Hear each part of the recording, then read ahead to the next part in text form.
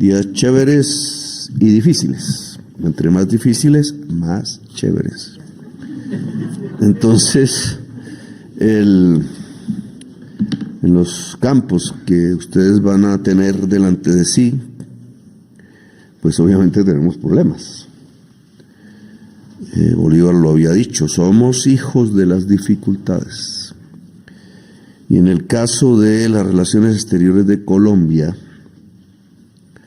ni más ni menos que lo que va a haber es dificultades. Es un mundo que entra a una fase de cambios profundos. Toda fase de cambio, decía Antonio Gramsci, muestra que aún no aparece totalmente lo nuevo, que aún no aparece totalmente la extinción de lo viejo, y que en ese preciso momento en que ni lo uno aparece ni lo otro desaparece, aparecen los monstruos, decía Gramsci. Y monstruos es lo que vamos a tener. Ojalá no al interior de la sociedad colombiana, pero me temo que también. Porque en un mundo de transformaciones como el que vivimos, estamos afrontando una serie de crisis que ni más ni menos enfrentan la existencia misma de la especie humana. Y aquí va un primer criterio que quisiera dejar consignado. Hasta ahora, desde el Tratado de Versalles, más o menos, aunque se puede hablar de tiempos anteriores, el cuerpo esencial de la política internacional, de la diplomacia internacional, de los tratados internacionales, que cada vez derivaban más hacia tratados de derechos humanos, hacia la construcción de una civilización humana basada en el derecho, en la justicia, en el saber, diría yo, es sobrepasado a partir que los estados mismos, las naciones mismas, se han debilitado. Se han debilitado porque la base económica que daba pie a una nación fuerte, el mercado interno, etcétera, pues se ha transformado sustancialmente desde hace ya 2, 3 décadas. Y eso tiene un efecto sobre la política, sobre lo jurídico, sobre la cultura misma y sobre los estados políticos jurídicos, porque no tenemos ya economías nacionales propiamente dichas. Tenemos economías transnacionales, así lo quiso el capitalismo mismo, una globalización que hace que un proceso productivo cualquiera, construir este lápiz, tenga que ver con procesos de trabajo en muchas partes del mundo, no solo en Colombia. Colombia en eso ha medio perdido, porque se destruyó agriculturas, indudablemente, destruyó industrias, indudablemente. Se fue enmarcando en una especie de rincón muy cómodo, viviendo de la renta, no de la ganancia productiva. Rentas transferidas del exterior hacia nosotros. Nosotros que somos aún hoy una cultura del trabajo, de la producción. Esas rentas derivaron del petróleo, esas rentas derivaron muchísimo del carbón, de tener la mina más grande del mundo, o casi del mundo, de América, a cielo abierto, en el Cerrejón. Esas rentas derivaron de la cocaína. Rentas del mundo hacia nosotros, de consumidores de gasolinas, de consumidores de carbón, de consumidores de cocaína. Nos ha dado la estructura económica que tenemos hoy, en mi opinión raquítica, en mi opinión violenta, en mi opinión supremamente desigual, que nos ha conducido a vivir matándonos entre nosotros, aislándonos de la tierra, de la producción agraria, aislándonos de la industria, con la mitad de la población por fuera de los circuitos productivos, rebuscándose, y con el crecimiento y fortalecimiento de mafias por doquier, que incluso hasta levantan banderas que antaño eran de la revolución. Ahora todo cambia, y va a cambiar, espero que para bien, y en esa medida una de las primeras crisis que tenemos que solventar es que la producción misma en el mundo no puede extinguir la especie humana. Y eso se deriva hacia dos grandes objetivos entre varios. Uno, no podemos vivir más del petróleo y del carbón. Punto. Entre más petróleo y carbón, más crisis climática. Entre más crisis climática, dice el análisis del País de España en América, porque ahora toca referirse a la prensa internacional, entre más afecta la crisis climática, la segunda región del mundo en ser afectada, después de Asia, es América Central, América Latina, América Central y el Caribe. Esa es la región donde vamos a sufrir nosotros los mayores rigores cada vez más intensos de una crisis climática que no se detendrá sino hasta que hagamos una ruptura sustancial en todas las cadenas productivas y de consumo del carbón y del petróleo. Eso no depende solo de Colombia, pero Colombia debe ser vanguardia internacional en esa lucha de la humanidad. Y entonces aquí la noción de Estado empieza a tener una diferenciación. No solo defendemos un Estado-nación, el Estado colombiano. Eso no está escrito en la Constitución, pero es la realidad de la vida de hoy, que cuando se hizo la Constitución aún no era tan clara. Además de defender un Estado-nación, defendemos la humanidad. Es decir, cualquier comportamiento internacional de Colombia tiene que ver con ponerse al lado de la humanidad y por tanto de la vida. La humanidad, por tanto, y debería ser una proposición, algunos estados han adelantado esta discusión, la humanidad es un nuevo sujeto político en el mundo. No es solo Estados Unidos, no es solo Colombia, no es solo Venezuela, no es Italia, no es solo China. La humanidad como concepto y como realidad. Y solo se construye en la práctica un concepto político, accionante, vinculante de humanidad, si construimos la tesis del diálogo entre las civilizaciones. El diálogo entre las civilizaciones permite un propósito común de la humanidad y por tanto humanidad y vida. Ese es el eje directriz. Ojo. No solo defendemos nuestros intereses nacionales, sino que siempre debemos defender nuestros intereses nacionales y los de la humanidad. Si la prensa cree que esto es borrachera o drogadicción, que lo piense, porque vive en una burbuja que desde hace años, porque cuando era niño me lo decían, de ser simplemente un apéndice de propaganda de la Casa Blanca. No de ser comunicadores sociales. Y aquí nosotros no nos plegamos a eso. Nosotros somos defensores del Estado y de los intereses de Colombia y los colombianos y las colombianas y de la humanidad. Entonces, la lucha contra la crisis climática es un objetivo de Colombia, que además es una oportunidad para Colombia desde el punto de vista económico. No es que porque no vayamos a vivir del petróleo y del carbón nos vamos a arruinar, lo contrario, y lo estamos demostrando. Si volvemos a vivir de la agricultura, de la agroindustria, de la industria y del turismo, seremos mucho más ricos, mucho más iguales, mucho más pacíficos, mucho más democráticos. Y ese es un primer punto que desde el primer día de este gobierno hemos puesto en alto, que llegó a un momento culmen como la COP16, que se tiene que extender a la COP30 aquí en la desembocadura del río Amazonas. Yo invito a todos los jóvenes de Colombia, en lo que puedan, a ir hasta Leticia y navegar el río Amazonas hasta llegar en masa, ojalá todas las juventudes latinoamericanas, hasta la COP30 y demostrar que el poder de la humanidad es posible y es para allá. Tarea.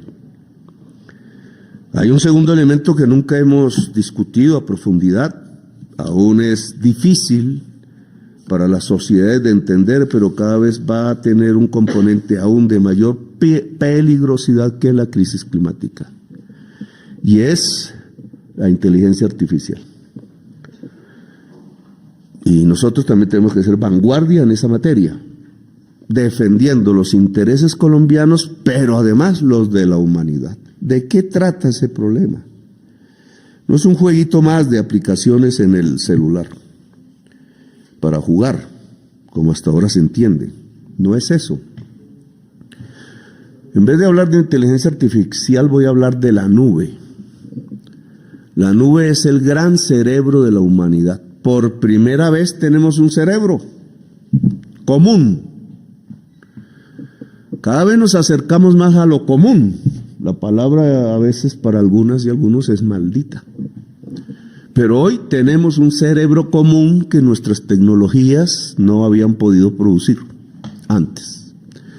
Antes teníamos un diálogo entre pensamientos. Leíamos libros y teníamos bibliotecas. Yo todavía tengo una. Ya casi no hacen casas con bibliotecas. Es un síntoma de los tiempos. Pero en la medida en que la tecnología fue avanzando y los libros fueron reemplazados por este tipo de redes telemáticas, fibra óptica y nuevas infraestructuras, se empezó a construir lo que se llama la nube, que no es más sino la digitalización del pensamiento humano. A través de parámetros matemáticos, colocar en algo que no se puede tocar ni oler todo el pensamiento humano acumulado que puede ser convocado a través de una tecla. Luego, no existe ya uno y otro cerebro individual como hoy aquí los tenemos, sino además un gran cerebro colectivo que es el resumen, ni siquiera el resumen, es el acumulado pleno de todo el conocimiento mundial en todos los rincones del planeta y en todas las épocas y progresa. Hay quien dice que se puede autogenerar, ya veremos.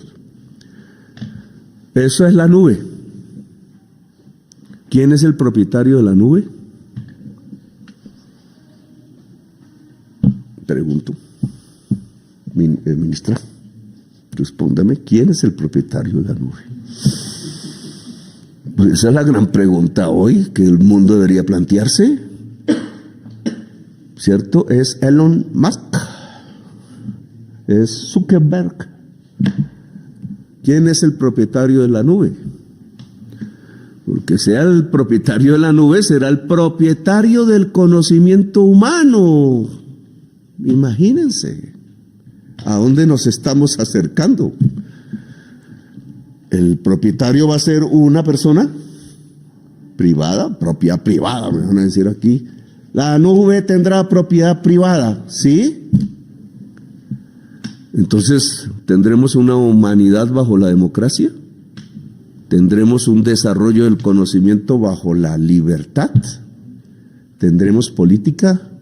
¿Seremos seres humanos? O lo que decía el físico Stephen Hawking, muerto ya, premio Nobel de Física, es el fin de la humanidad. Pues profundicemos. Si la nube fuese como tierra, que lo es, pero en un espacio virtual, y tuviese propietarios privados como lo tiene la tierra, entonces el propietario privado cobraría por usar su tierra, ¿no? Pues está pasando con la nube. Si la nube tiene propietarios privados de lo que es común y se cobra por usar la nube, entonces estamos en una forma de producción o de consumo igualita que que existía en el feudalismo. Los que ganan son los propietarios de la tierra o, en este caso, los propietarios de la nube. Todos le estamos pagando cada vez que bajamos una aplicación. Hasta el empresario más rico de Colombia le paga al propietario de la nube por usar su tecnología, su conocimiento que le va a aportar en ser más productivo, es decir, en echar más trabajadores a la calle. Tenemos un peligro inmenso, porque si los propietarios de todo el conocimiento humano son 3, 4 o 5, como dijera Biden, una oligarquía, que es la palabra exacta, estamos llegando a la peor de las desigualdades del mundo y al peor de los momentos de la humanidad, porque perdió su pensamiento. Para llegar al pensamiento humano habría que pagar. Entonces, ¿qué hacemos como Estado? Le voy a decir a Trump, ¿no? Entonces le acepto sus condiciones para el manejo de la nube. O le tendría que decir al mundo o a América Latina, entonces aceptamos y nos arrodillamos y no hacemos CELAC y nos vamos cada uno por su cuenta a morirnos de viejos para no ver el desastre que va a acontecer en la humanidad, que es similar al de 1933 por sus características, pero que es profundamente peor porque es una gasa multiplicada por 1000. O asumimos la pelea. Y asumir la pelea es, en primer lugar, tomar posición a cualquier hora de la madrugada, de la noche o del día. Porque aquí no da espera. El Che decía, nadie que vea una injusticia en cualquier parte del mundo se puede quedar callado y de inmediato tiene que actuar. Aquí estamos ante la peor injusticia del mundo, la privatización del saber humano. No puede ser. Luego, la nube debe tener una propiedad común. ¿Quién es el propietario de la nube? ¿O quién debería ser el propietario de la nube? La humanidad.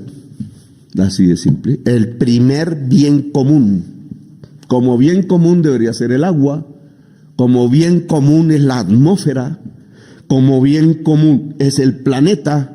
Como bien común es el derecho a vivir y existir como seres humanos plenos y libres solo por el hecho de haber nacido humanos. Es la humanidad el concepto básico que se mueve con la construcción de la nube en la existencia actual. El propietario de la nube es la humanidad, porque la humanidad es la que ha producido la nube. Y si un propietario privado de la nube se vuelve multimillonario con la propiedad común de la humanidad, a ese señor hay que cobrarle impuestos del 99,99% de utilidad de la renta, porque ese bien no es de él. Entonces esta pelea que empieza a darse, que hasta ahora es incógnita en nuestra prensa, tiene que darse, ministra. Y hay que estudiar, porque obviamente no todos sabemos, ninguno de nosotros salimos nacidos sabiendo este tema de los algoritmos. China tiene un debate fundamental. Acaba de ganarle, hasta ahora, porque esto es una carrera, la pelea a Estados Unidos en rapidez de chips y costos. El chip es la mercancía fundamental de la nube, el chip. Pero lo hizo un propietario privado de la nube, China. No lo hizo China. Error de la prensa.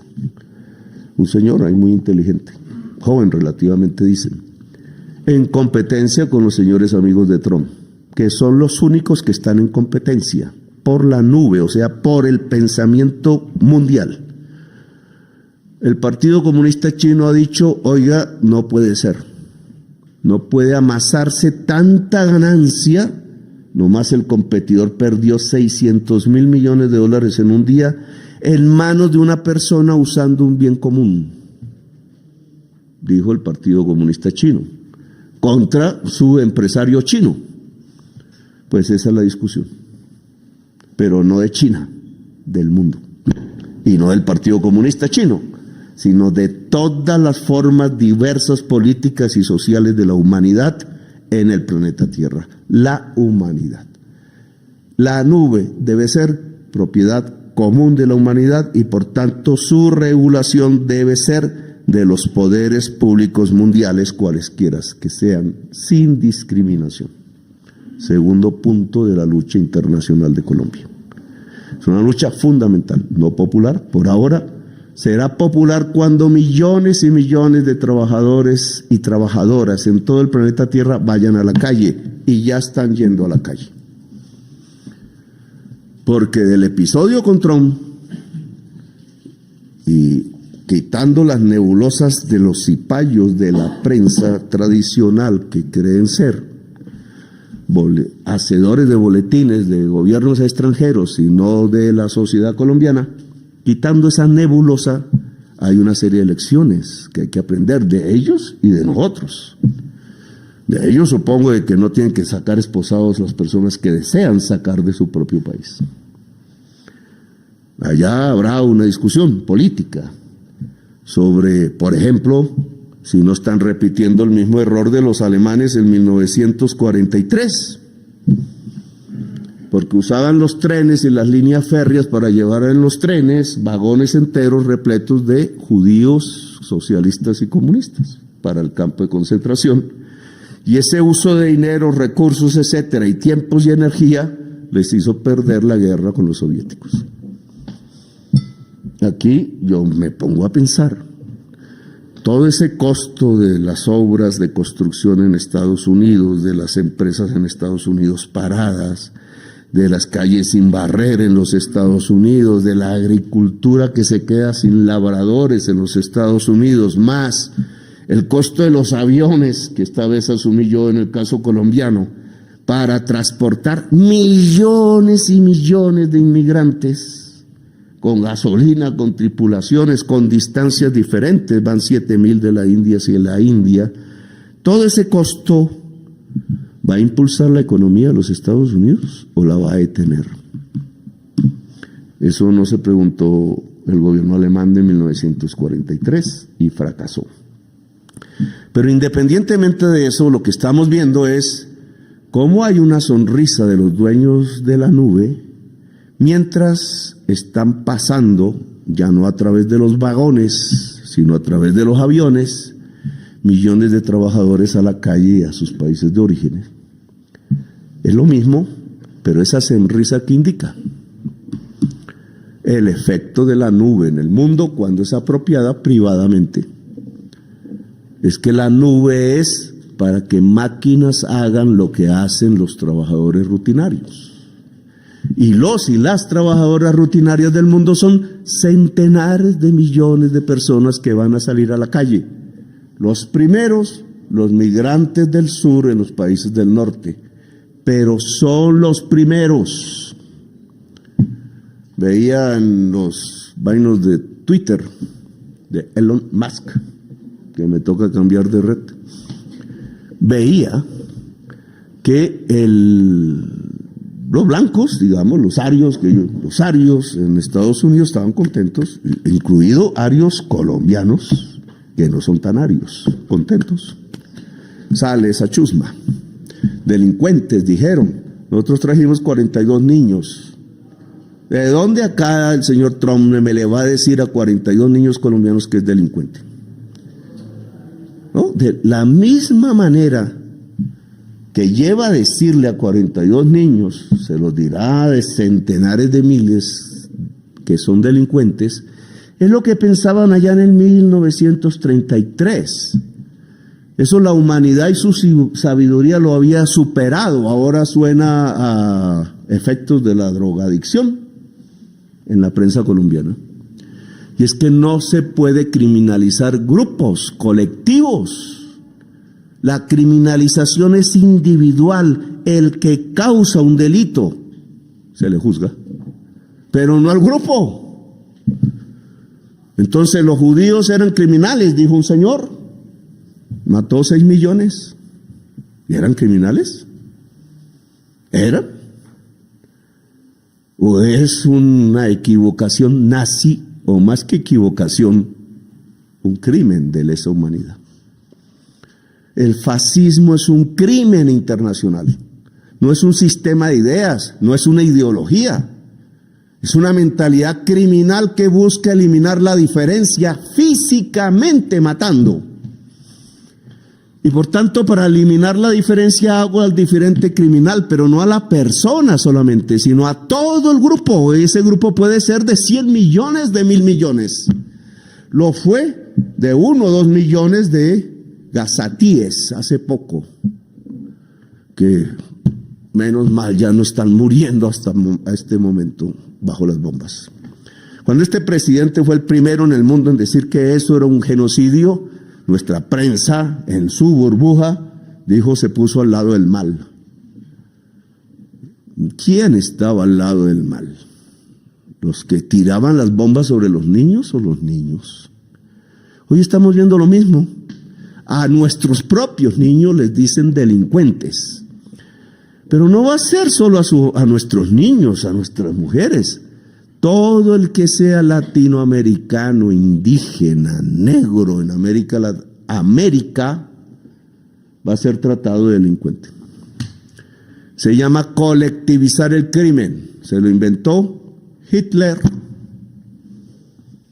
Y los norteamericanos por millones, jovencitos, fueron a pelear a Europa a derrotar a Hitler. Se les olvidó. Y eran blancos y negros. Yo fui a un cementerio de esos en la Toscana, Italia, y me arrodillé, que pocas veces lo hago. Lo dije por ahí. No me arrodillo ante ti, me arrodillo ante los jovencitos que murieron luchando por la democracia y la humanidad en Europa. Pues lucharon contra esa tesis de que no se puede criminalizar a todo un colectivo humano, porque no es cierto, es una falsedad, es simplemente criminal el que lo hace. Los latinos que salen de los Estados Unidos o los árabes que salen de Europa, del norte, etcétera, además de criminalizados colectivamente, son los primeros trabajadores que van a ser echados de sus empresas. Pero el trabajador blanco europeo, blanco norteamericano, que hoy aplaude el que salga el negro a la calle, el que salga el latino a la calle, también va a ser echado.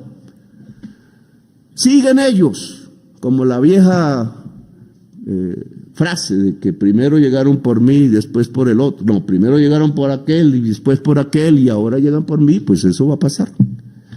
¿Por qué? Porque la nube, al hacer crecer la productividad económica de manera enorme a través del reemplazo del trabajo humano por la máquina digital, saca centenares de millones de trabajadores a la calle. Los primeros segregados racialmente, pero los segundos serán ellos mismos. Luego tenemos una pelea que librar por la humanidad. La crisis climática producida por un capital codicioso que consume cada vez más petróleo y carbón y mata la vida y la naturaleza, y la nube apropiada privadamente para ganar más, es decir, más codicia sumada, que va a lanzar a la calle a centenares de millones de trabajadores de todos los colores de su piel en todos los rincones del planeta. Sumen y tenemos el inmediato futuro.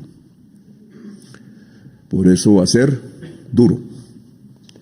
Pero en esto, quienes sabemos pelear por un mundo mejor, tenemos que ponernos las botas. Un ejército de la vida. Una humanidad unida, una Latinoamérica unida, un mundo que sepa defender, como en Stalingrado y como la Italia, la democracia y la libertad. Y usted, ministra joven, dicen que sin experiencia. ¿Quién tiene experiencia en estas luchas?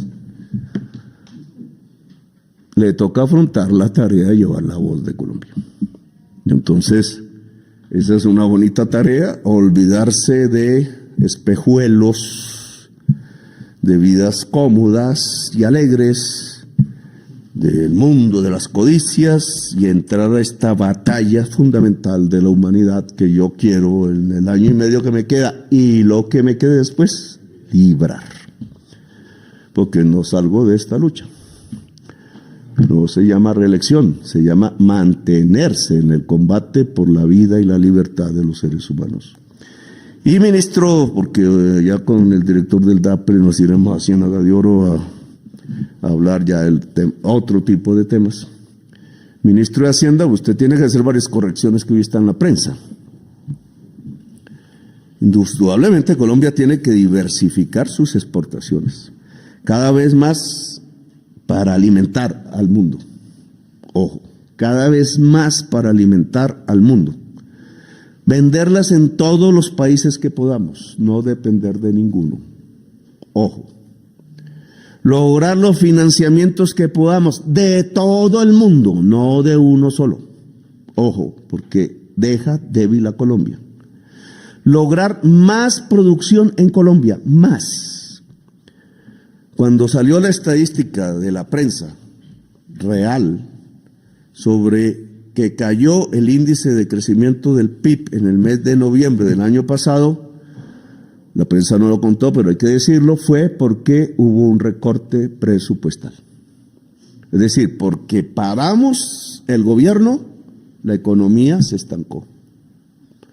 Luego la locomotora éramos nosotros y nos dejamos parar, ¿cierto? Por errores internos y también porque hay quienes quieren que nos paremos.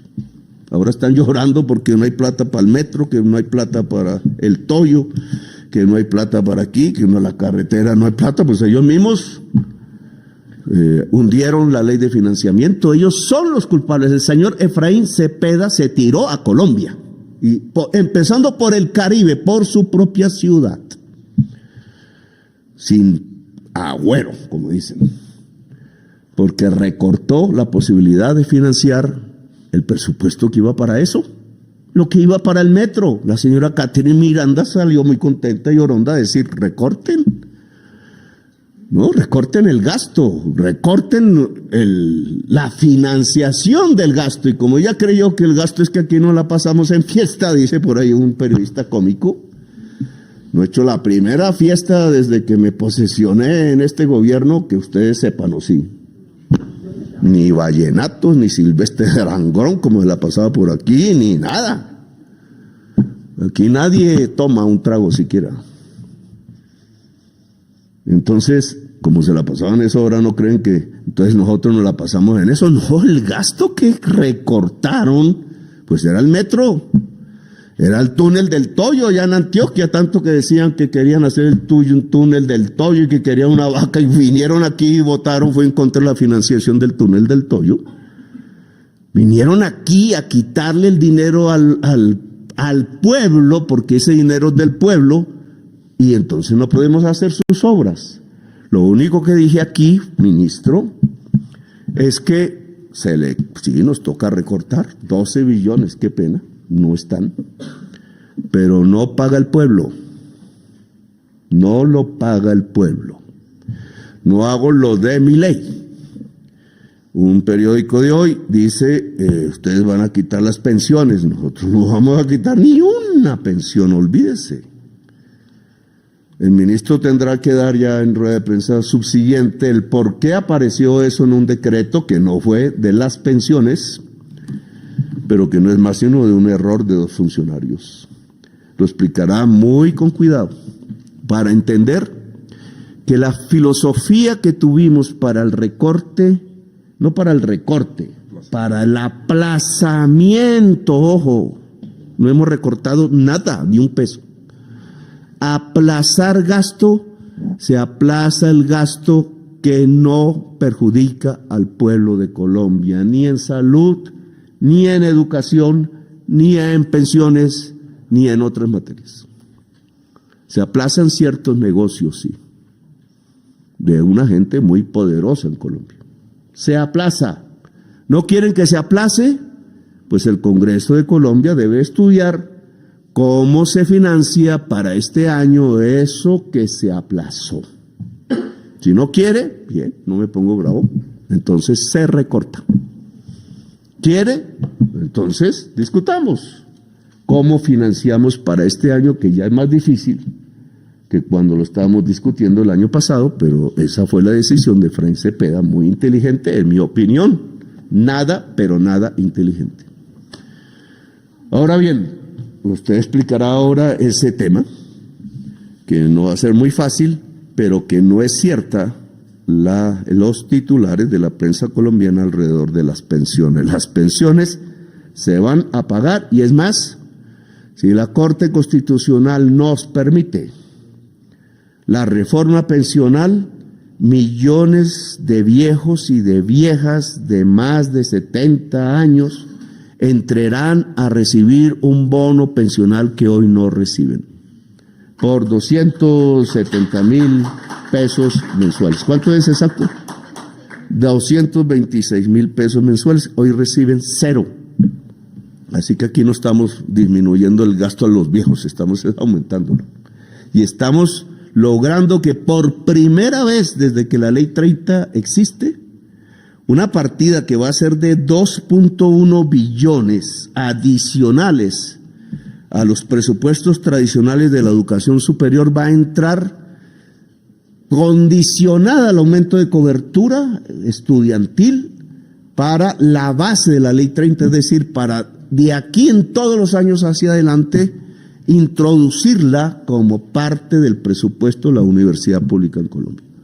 Hasta ahora hemos ingresado 122,000 nuevos cupos de la educación superior, nuevos, no nuevos estudiantes, porque obviamente todos los años entran, sino adicionalmente a los nuevos estudiantes que tradicionalmente entran, se han creado 122,000 nuevos cupos en lo que va del gobierno, y esperemos llegar al doble y más este año, en la educación superior de Colombia. Si un joven, decía alguien por ahí en el Catatumbo, tiene la oportunidad de la educación, no toma el fusil.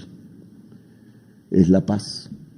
Y por tanto, en nuestro aplazamiento del gasto no hemos tocado los recursos de la educación, sino que hemos hecho una maroma, esa sí, muy inteligente, no una jugadita como Cepeda, en función de que la educación superior se fortalezca. Ya usted ya tendrá como ministro de Hacienda en propiedad la facultad de poder explicarle a la prensa en qué consiste este tipo de temas, pero quería adelantarme porque no está bien la discusión que se está presentando, no por culpa de la prensa esta vez, sino por culpa de unos funcionarios cuyo nombre no voy a decir en este momento y que no son del alto gobierno, sino de las inercias que hay en la administración pública colombiana. Bueno, entonces nos vemos en Ciénaga de Oro.